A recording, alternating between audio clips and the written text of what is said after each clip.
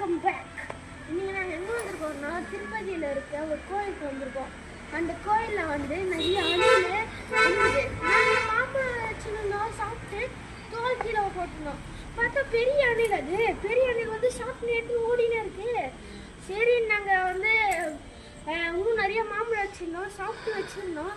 தோல் எடுத்துகிட்டு போய் கையில் கொடுத்தா அழகாக சாப்பிடுது. இதோ பாருங்க, சாப்பிட்டு முடிச்சுட்டு இது பாருங்க சாப்பிட்டு இதை வச்சு சொல்றேன்.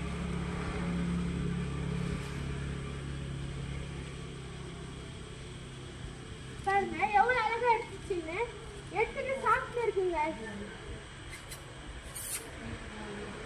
பாருங்க எவ்வளவு அழகா தின்னுது.